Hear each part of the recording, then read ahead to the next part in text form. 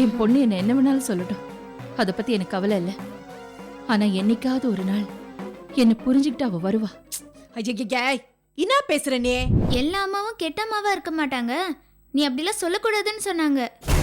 அவங்க கிடக்குறாங்க முட்டாளுங்க. நான் கோயில்ல இருந்தது, பிச்சைக்காரங்களோட கியூல நின்னது, இது எதுவுமே யாருக்கும் தெரியக்கூடாது. அப்படி நீ சொன்ன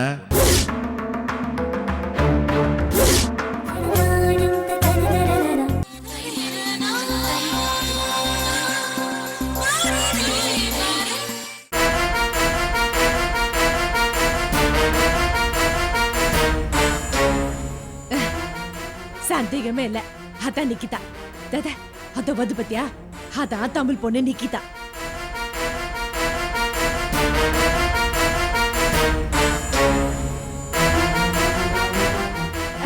பாப்பா பாப்பா இங்க வாய. உன் பேர் என்ன? அதினா நேமே நிக்கிதா. நாங்க மலர் வீக்லில இருந்து வரோம். இன்னைக்கு மதர்ஸ் டே, ஒரு இன்டர்வியூ எடுக்கணும், கொடுக்க முடியுமா? சாரி, எனக்கு மதர் இல்ல, நான் எப்படி இன்டர்வியூ கொடுக்க முடியும்? உன் அம்மா எல்லாம் நீ பிறந்துட்டியா? சாரி, நீங்க பேசுறது எனக்கு சுத்தமா புரியல. நான் பேசுறதுக்கு புரியல. இருங்க ராக்கி, நான் கேக்குறேன். ஏன் அம்மா மேல கோவம்?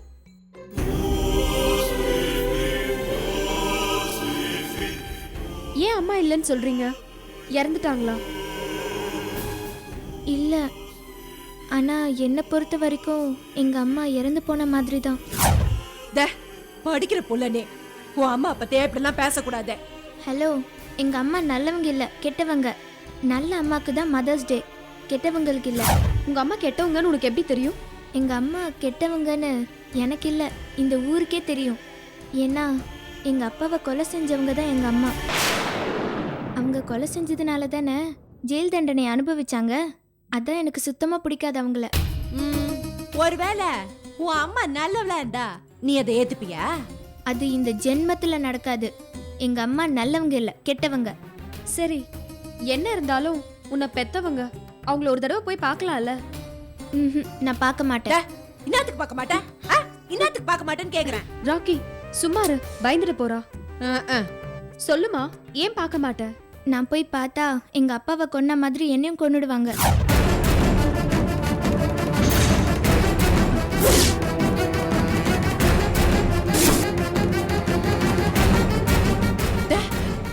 என்ன பேச்சு பேசிட்டு போறது? ஒரு கூத்துக்கு கால்ல போட்டு பிச்சினோ தோணுது. சரி விடுங்க, கோபப்படாதீங்க, வாங்க போலாம்.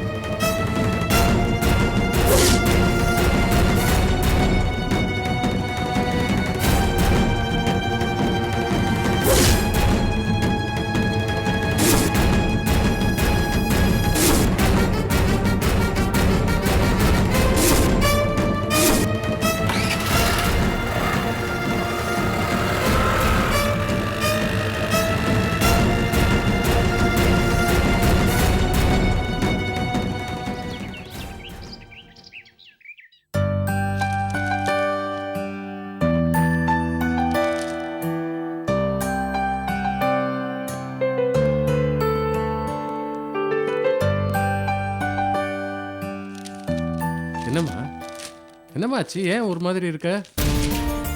ஸ்கூல்ல ஏதாவது டீச்சர் திட்டினாங்களா? சொல்லு, நாளைக்கு நான் வேணாலும் வந்து கேட்கறேன். தாத்தா, டீச்சர்ஸ் யாருமே என்ன திட்ட மாட்டாங்க. ஸ்கூல்ல இருந்து வரும்போது 2 பேர் என்ன மதர்ஸ் டேக்காக இன்டர்வியூ எடுக்க வந்தாங்க. அப்படியா? அப்ப டிவியில வருவேன்னு சொல்லு. அதுக்கு ஏமா கோவமா இருக்க? ஐயோ தாத்தா, எனக்கு அம்மாவே இல்ல, அப்புறம் என்ன அம்மாவை பத்தி கேட்டா நான் என்ன சொல்லுவேன்? ஆமால, நான் ஒரு மடையன், ஏதோ ஞாபகத்துல சொல்லிட்டேன். ஆனா எனக்கு அவங்க மேல ரொம்ப கோவம் தாத்தா. ஏமா? என் அம்மா கெட்ட அம்மா, அவங்கள பத்தி எனக்கு எதுவுமே தெரியாதுன்னு சொன்னேன். ஆனாலும் எல்லா அம்மாவும் கெட்ட அம்மாவா இருக்க மாட்டாங்க, நீ அப்படிலாம் சொல்லக்கூடாதுன்னு சொன்னாங்க. அவங்க கிடக்குறாங்க முட்டாளுங்க. உங்க அம்மாவை பத்தி அவங்களுக்கு என்ன தெரியும்? நீ சொன்னதுதாம்மா ரொம்ப சரி. எனக்கும் கோவம் வந்தது தாத்தா. எங்க அம்மா கொலைகாரி, எங்க அப்பாவை கொலை செஞ்சவங்க, அவங்கள பார்த்தாலே எனக்கு பிடிக்காதுன்னு சொன்னேன். நிக்கிதா குட்டியா கொக்கானாங்களாம். நீ எவ்வளவு கரெக்டா சொல்லிருக்க. சபாஷ்மா, உன்ன மாதிரி இருந்தாதா தப்பு பண்ற எல்லா அம்மாங்களுக்கும் நல்ல புத்தி வரும். நீ சொன்னதாமா சரி. நிக்கிதா, நீ சொல்றதெல்லாம் நான் கேட்டுட்டு தான் இருந்தேன். நீ பேசுறது கொஞ்சம் கூட நல்லா இல்ல. அம்மா தான் முதல் கடவுள். அம்மா இல்லாம நீ எப்படி பிறந்திருப்ப? இந்த வயசுல இதெல்லாம் புரியாம பேசுறது ரொம்ப தப்பு நிக்கிதா. நிகிதா, நீ சொன்ன மாதிரி நல்ல அம்மா தான் கடவுள். கொலகாரி எப்படி கடவுளாக முடியும்? தாலி கட்டின புருஷனையே கொன்னவ எப்படி உனக்கு அம்மா ஆக முடியும்? அவ உனக்கு அம்மாவே கிடையாது. இங்க பாரு நிக்கிதா, அம்மா தப்பு பண்ணலன்னு நீ ஒரு நாள் புரிஞ்சுப்ப. அவங்க எவ்வளவு நல்லவங்கன்னு உனக்கு மட்டும் இல்ல, பல கெட்டவங்களுக்கும் சீக்கிரம் புரியதான் போகுது. இனிமேல் என்ன புரிய போகுது? அதான் தப்பு செஞ்சவங்கன்னு தெரிஞ்சு ஆயுள் தண்டனையே அனுபவிச்சுட்டு வந்துட்டாளாம். இனிமேல் நல்லவங்க நிரூபிக்க போறாளாம். நிகிதா, தப்பு தப்பா சொல்றவங்க பேச்சை கேட்டு நீ மனசு மாறிடாத. நிக்கிதா, வெளியில இருக்கிறவங்க நல்லவங்களும் கிடையாது, ஜெயிலுக்கு போயிட்டு வந்தவங்களாம் கெட்டவங்களும் கிடையாது. சூழ்நிலைக்கு ஏத்த மாதிரி நிறம் மாறுறவங்களையும் பேச்சு மாத்துறவங்களையும் நீ நம்பாத. ஏய், யார பார்த்து என்ன பேச்சு பேசுற? நீயும் உங்க அப்பனும் தான் நேரத்துக்கு ஏத்த மாதிரி வேஷம் போடுறவனுங்க. என்ன பார்த்து சூழ்நிலைக்கு ஏத்த மாதிரி வேஷம் போடுறேன்னு சொல்ற? எங்கேயோ இருக்க வேண்டிய ஒன்ன இங்க கூட்டு வந்து வச்சிருக்காரு பாரு ஏன் மாப்ள. அவருக்கு புத்தி இல்லைன்னு சொல்லு. நிகிதா, இவ தான் நேரத்துக்கு ஏத்த மாதிரி மாறுவா, பேசுவா. நாளைக்கே உங்க அம்மா உன்னை அனுப்பணும்னு கேட்டா இவ இந்த வீட்டுல சந்தோஷமா இருக்கணும்ன்றதுக்காக உன்னை உங்க அம்மா கூட அனுப்பிச்சு வச்சிருவா. ஜாக்கிரதை, இவளை நம்பிடாதம்மா. என்னைக்கு இருந்தாலும் நிக்கிதா அவங்க அம்மா கூட தான் போகணும். நீங்களும் பார்க்க தான் போறீங்க, நானும் பார்க்க தான் போறேன். சித்தி, உங்களை எனக்கு பிடிக்கல. நீங்க ஏன் அந்த கொலைக்காரிக்கு சப்போர்ட் பண்றீங்க? எனக்கு அவங்கள பிடிக்காதப்போ உங்களுக்கும் பிடிக்க கூடாது. ஏம்மா, நான் எப்பொழுதும் உன் கட்சி தான். உங்க அம்மா உன்னை எப்ப வந்து கூப்பிட்டாலும் நான் அவளை விரட்டி விட்டுறேன். நீ கவலைப்படாத. உன்னை யாரும் தொட முடியாதபடி நான் இருந்து பாத்துக்கிறேன். என்ன? தாத்தானா தாத்தா தான். நான் எப்பவும் தாத்தா கூடவே இருந்துக்கிறேன். அப்படி சொல்றா செல்ல குட்டி. நான் உன்னை பத்திரமா பாத்துக்கிறேன்.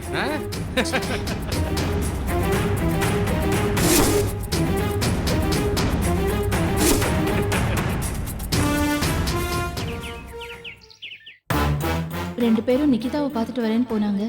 இது வரைக்கும் ஒரு ஃபோனும் இல்லை, ஆளையும் காணோம். என் பொண்ணை ஃபோட்டோ வீடியோ எடுத்திருப்பாங்களா? என் பொண்ணை நான் பார்க்க முடியுமா? ஒருவேளை சக்தி ராக்கம்மா போய் பேசினப்போ யாராவது சந்தேகப்பட்டு அவங்கள போலீஸ்ல பிடிச்சி கொடுத்துருப்பாங்களோ? சரி, நானே ஃபோன் பண்ணி பார்க்குறேன். வந்துட்டீங்களா? முதல்ல தாப்பா போடு. ராக்கம்மா, எதுக்கு கதவு சாத்த சொன்ன? சில மூட்டை பூச்சிகளை உள்ள வந்துடும், அதுக்கு தான். நீங்க உஷாவை தானே சொல்றீங்க? அது பேசினாலே பத்திக்குன்னு வருது எனக்கு. ராக்கம்மா, என் பொண்ணு போய் பாத்தீங்களா இல்லையா? என்ன சொன்னா? போட்டோ எடுத்தீங்களா? எங்க காட்டுங்க.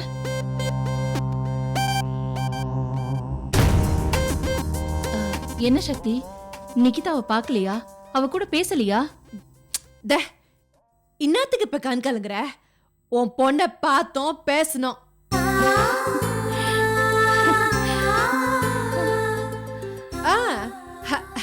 ஒன்ன மாதிரி ஆயகாக்குது. இன்னும் பாயிண்டா வக்கீல் மாதிரி பேசுது தெரியுமா?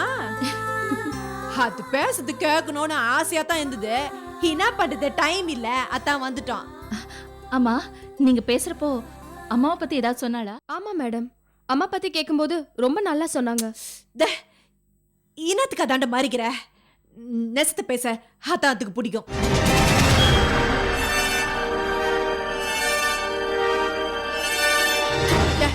நீ சொல்றியா நான் சொல்லட்டுமா? அதாண்ட ஏதோ ஒரு டே சொன்னியா, என்னது? அது ஒன்றும் இல்லை, ஸ்கூல் விட்டதும் வெளியே தனியாக வந்துட்டு இருந்தா. நாங்கள் அவளை கூப்பிட்டு இன்னைக்கு மதர்ஸ் டே, அம்மாவை பற்றி ஏதாவது சொல்லுமான்னு கேட்டோம். என்ன சொன்னா? என் அம்மா ரொம்ப கெட்டவங்க, நல்லவங்க இல்லை. நல்ல அம்மாக்கு தான் மதர்ஸ் டே, கெட்ட அம்மாக்கெல்லாம் இல்லைன்னு சொல்லிட்டாங்க. உன் அம்மா கெட்டவனு எப்படி உனக்கு தெரியும்னு கேட்டேன். அதுக்கு அது நல்லவளா இருந்தா எப்படி எங்க அப்பனை சுட்டு கொண்டு இருப்பா? அப்படி நல்லவளா இருந்தா இனத்துக்குள்ள ஜெயிலுக்கு அனுப்புனாங்கன்னு என்னையே கேக்குது.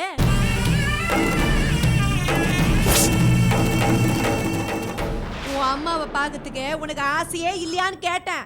அதுக்கு இப்ப எதுக்கு தேவையில்லாம நீ கம்முனு கடை, உனக்கு ஒண்ணு தெரியாத. என் அம்மாவை பார்த்தா என்னையும் சுட்டு கொண்டுடுவா, அதனால எனக்கு பாக்கிறதுக்கு பயமா இருக்குதுன்னு.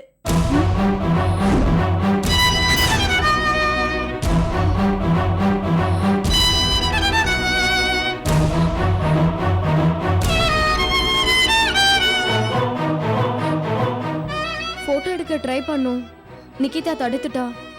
அப்படி மீறி எடுத்தா போலீஸ்ல சொல்வேன்னு சொன்னா. அதனால எடுக்கல மேடம். பெத்த தாய் மேல இவ்வளவு கோவமாக்குற புள்ளைய முதல் தப்பா பாக்குறேன். அது பேசுன பேச்சுக்கு எனக்கு வந்த கோபத்துக்கு நான் சாத்து என் தோல் மேல தூக்கி போட்டு மாறலாம் நினைச்சேன். தெரியுது பாரு, இதான் என்ன தடுத்துச்சேன். ஆனா ஒரு விஷயம் மட்டும் உண்மையா இருக்கு மேடம். ராக்கி சொன்ன மாதிரி நிக்கிதா கிட்ட உங்களை பத்தி தப்பா சொல்லி உங்க 2 பேரும் பிரிக்கிறதுக்கு பெருசா பிளான் பண்ணிருக்காங்க. அதுல ஜெயிக்கவும் செஞ்சிருக்காங்க. ஆமா, உன் புருஷனோட தம்பி எப்படி? அவன் நல்லவனா கேட்டவனா? கௌதம் ரொம்ப நல்லவன் ராக்கம்மா. வீணா அவன் மேல சந்தேகப்படாத. இது அவனுக்கு சம்பந்தப்பட்ட விஷயம் இல்ல, வேற யாரோ தான் பண்ணிருக்காங்க. என் பொண்ணு என்ன வேணாலும் சொல்லட்டும், அத பத்தி எனக்கு கவலை இல்ல. ஆனா என்னைக்காவது ஒரு நாள் என்ன புரிஞ்சுக்கிட்டு அவ வருவா. என்ன பேசுற நீ 10 மாசம் வவுத்துல சுமந்த புள்ள அது வரும் நீ என்னத்துக்கு காத்து நிக்கணும்? இத்தனை நாள் நீ பிஞ்சிருந்ததால் தானே அத உன்னாட சேர விடாமையே பண்ணிட்டாங்க. இனிமே மொத்தத்துக்கும் சேர விடாம பண்ணிட்டா என்ன பண்ணுவே நீ? என்னத்துக்கு நீ பயந்து நிக்கிறன்னு எனக்கு புரிய மாட்டேங்குது. நீ இத்தனை நாள் பொறுமையா இருந்ததே எனக்கு ஒண்ணு புரிய மாட்டேங்குது, ஆச்சரியமாகுது. நீ பூவா இருந்ததெல்லாம் போதுமா, இனிமே போயலாம் மாறு. நிக்கிதா உன் பொண்ணு, அது வரும் நீ என்னத்துக்கு காத்து நிக்கிற சொல்லு? மொத்தத்துக்கு வராம போயிடுச்சுன்னா என்ன பண்ணுவேன்? போஸ்ட்மார்ட்டம் ரிப்போர்ட்டை பத்தி அந்த டாக்டர் சொன்ன விஷயத்தை கேட்டதுக்கு அப்புறம் அது உனக்கே தெரிஞ்சிருக்கணும். எதிரி பக்கத்துல தான் இருக்கிறான், எங்கேயோ தூரத்துல இல்லன்னு. அவன் ஒன்ன அழிக்க பாக்குறானா ஏன் உன் பொண்ணையும் அழிக்க மாட்டான்? அதுக்கு ஏதாவது உத்தரவாதக்கிதா சொல்லு? மேடம், ராக்கி சொன்ன மாதிரி என்ன வேணாலும் நடக்கலாம். நீங்க உடனே முடிவெடுக்க வேண்டிய நேரம் வந்துடுச்சு. இந்த பாரு, நீ எதை பத்தியும் கவலைப்படாத. அது உன் பொண்ணு, உன் சொத்து, அது உன்னாண்டதான் இருக்கணும். இப்ப நீ விட்டான்னு வச்சுக்கேன், அப்ப அது ரொம்ப தூரமா போயிட, உன்னால பிடிக்கவே முடியாத, என்னால கூட ஒண்ணு பண்ண முடியாத. தமிழே, உன் மறுபக்கத்தை நான் பார்த்த மாதிரி அத மத்தவங்களுக்கு பார்க்கணும். நீ யாருன்னு உன் சுயரூபத்தை காட்ட வேண்டிய நேரம் இது. எதுக்கும் யோசிக்காத தமிழே. எவ்வளவு பெரிய சக்தி உன்னை தடுத்தாலும் அத உடச்சு தூள் ஆகிற திறமை உன்னாண்டதான் இருக்குது. எல்லாத்தையும் ஒதுக்கிட. எதிரிங்க உன்னை பார்த்து பயப்படுற நேரம் இது. நீ போய் உன் பொண்ணை தூக்கின் வா. எதை பத்தி யோசிக்காத. அது உன் சொத்து, உனக்கு தான் சொந்தம்.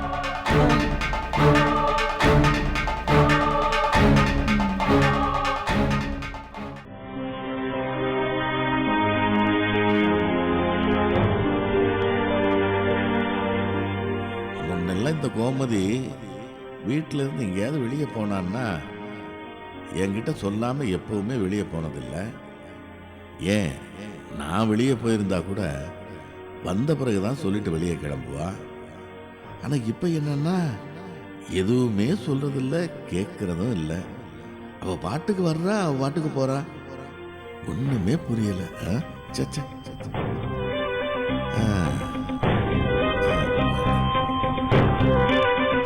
என்னைக்கு புருஷன் பேச்ச கேட்காம அந்த கொலகாரிய பார்க்க போனியோ அன்னைக்கே நீயும் கொலகாரிய மாறிட்ட. இனிமே நான் உன் கூட வாழ தயாரா இல்ல. மரியாதை வீட்டு விட்டு வெளியே போ. வாடி வாடி. உன் கூட வாழ்றதுக்கு பதிலா இப்படியே இருந்துட்டு போயிடலாம்.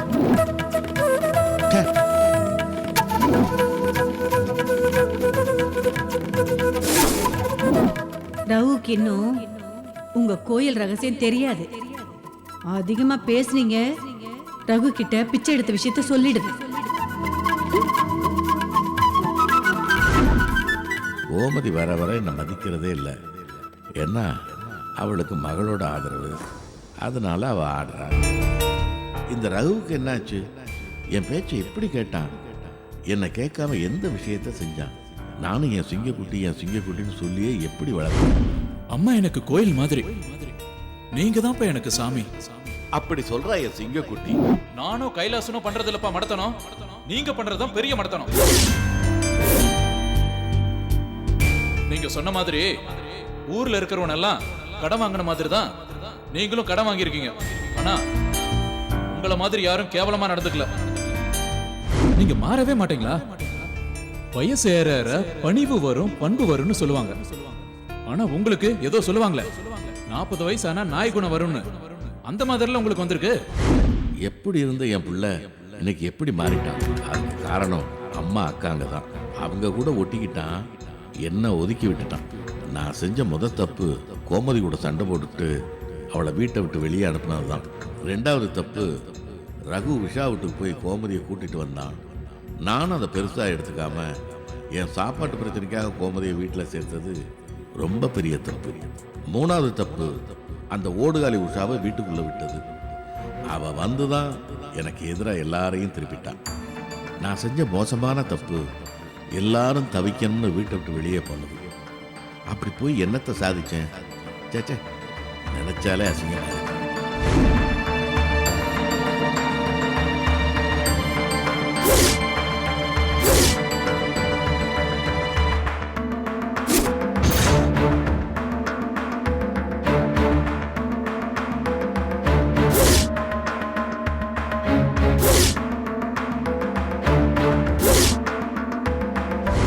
நான் கோயிலில் இருந்தது, பிச்சைக்காரங்களோட கியூல நின்னது, இது எதுவுமே யாருக்கும் தெரியக்கூடாது. அப்படி நீ சொன்ன நான் மறுபடியும் வெளியே போயிடுவேன். எல்லாத்தையும் நினைச்சு பார்த்தா அசிங்கமா தெரியல. ஆனா நானா தப்பு செஞ்சு பிச்சை எடுத்த நினைச்சு பார்த்தா தான் ரொம்ப ரொம்ப அசிங்கமா இருக்கு. யானை தன் தலையில தானே மண்ணவாரி போட்டுக்கிட்ட மாதிரி நானே என் தலையிடத்தை கேவலமா மாற்றி எழுதிட்டேன். என்னைக்கு என் பொண்டாட்டி என்ன பிச்சைக்கார மாதிரி பார்த்தாலோ அன்னையிலிருந்தே எல்லாரும் என்னை கேவலமா பார்க்க ஆரம்பிச்சிட்டாங்க. இந்த கொடுமைக்கெல்லாம் ஒரு முடிவு கட்டுற மாதிரி இந்த வீட்டில் இருக்கிற மதம் பிடிச்ச யானைகளை அடக்கணும்னா ஒரு கும்கி யானை கண்டிப்பா வேணும். அந்த கும்கி யானை தான் என் மருமக. என் பேச்சை கேட்குற மாதிரி ஒரு மருமகளை பிடிச்சிட்டா அப்புறம் இவங்கெல்லாம் எனக்கு தூசு மாதிரி. உடனே மருமகளை எப்படியாவது பிடிச்சாகணும். பிடிச்சிடுறேன், இவளுகளெல்லாம் அடக்கி காட்டுறேன். கீதா, கீதா, என்ன மாமா? என்ன பண்ணிட்டு இருக்க? பாத்திரம் கழுவிட்டு இருந்த மாமா. எப்ப பார்த்தாலும் ஏதாவது ஒரு வேலையை பண்ணிக்கிட்டே இருக்க. இதெல்லாம் உன் வேலையா? என்ன மாமா, இதுல ஏதாவது தப்பா என்ன? இல்ல இல்ல இல்ல, அதெல்லாம் ஒண்ணும் இல்ல. ஏன் கீதா, இந்த வேலையெல்லாம் நீ எதுக்கு செஞ்சுக்கிட்டு இருக்க? ஏன் செய்யலன்னு கேளுங்க, சந்தோஷப்படுவேன். இப்படி கேட்டா வருத்தப்படுவேன் மாமா.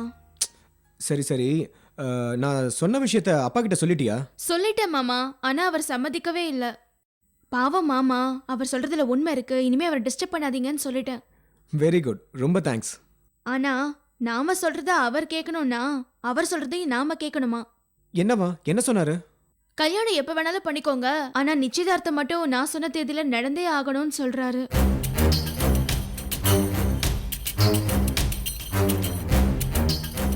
நீங்க வருத்தப்படாதீங்க மாமா. அப்பா எப்பவும் இப்படிதான், ஏதாவது சொன்னா செஞ்சு முடிக்கணும்னு ஒத்த கால்ல நிப்பாரு.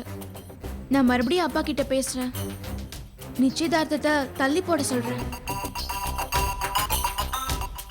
அப்பா ஏன் இப்படி அவசரப்படுறாருன்னா உங்க மேல நம்பிக்கை இல்லாம இல்ல. அவர் பயம் எல்லாம் சண்முகநாதன் அங்கிள் மேலதான். இப்ப பார்த்தாலும் அவரு அப்பாவை கேவலமா திட்டிக்கிட்டே இருக்காரு. கூட இருந்துகிட்டே என் ஆசைய குழி தோண்டி புதைச்சிட்டியே, எப்படி உன் பொண்ண என் மாப்பிள்ள கல்யாணம் செஞ்சு பாருன்னு பார்க்கலான்னு சவால் விடுறாரு. அவர் அப்படி சொன்னதுனால உங்களுக்கும் எனக்கும் ஏதாவது ஆபத்து வரும்னு அப்பா பயப்படுறாரு. அத நிச்சயதார்த்தம் செஞ்சுக்கிட்டா யாரும் எதுவும் செய்ய முடியாதுல்ல. உங்க அப்பாவோட நிலைமை எனக்கு நல்லாவே புரியுது. அதுல உண்மையும் இருக்கிற மாதிரி தெரியுது. அதனால அவர் நினைச்ச மாதிரியே நிச்சயதார்த்தத்தை நடத்தி முடிச்சலான்னு சொல்லிடு.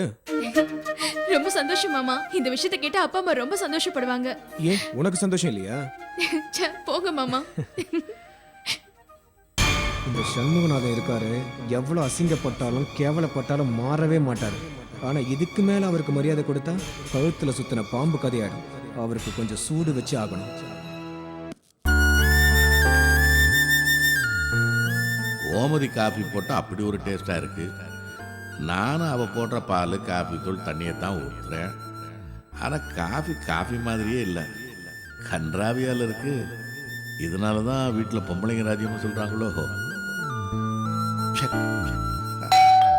ஐயோ, யாரோ வர்றாங்க. காஃபி கப்பை பார்த்துட்டா காஃபி கட்டுற போகிறானுங்க.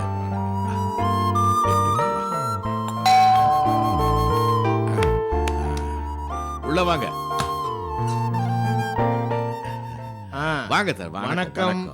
நான் புரோக்கர் பொன்னுசாமி வந்திருக்கேன். உட்காருங்க ஆ, உட்காருங்க சரி. மளிகை கடையில் உங்களை பத்தி சொன்னாங்க. கேள்விப்பட்டதும் உங்களை பார்க்க உடனே வந்துட்டேன். மளிகை கடைக்கும் பொண்ணு புரோக்கருக்கும் என்னங்க சம்பந்தம்? ஐயா, அந்த கடையில் லேண்டு புரோக்கர், ஹவுஸ் புரோக்கர், பொண்ணு புரோக்கர், இப்படி பல புரோக்கர்கள் ஒன்னா சந்திக்கிற ஜங்ஷன் தான் அந்த மளிகை கடை. ஓ, வீட்டு புரோக்கர் கிட்ட வீட்டு நிலைமையை சொல்லி ஏதாவது வரன் இருந்தா சொல்லுவாங்க. அவர் என்கிட்ட வந்து சொல்லுவார். நான் பொண்ணு விஷயமா பேசும்போது நல்ல வீடு வேணும்னு கேட்பாங்க. அவரு என்கிட்ட சொல்லுவாரு. இப்படிதான் நாங்க ஒருத்தருக்கு ஒருத்தர் அண்டர்ஸ்டாண்ட் பண்ணி பிசினஸை டெவலப் பண்ணிக்கிட்டு இருக்கோம். இப்பதான் எல்லா விஷயமும் எனக்கு புரியுது.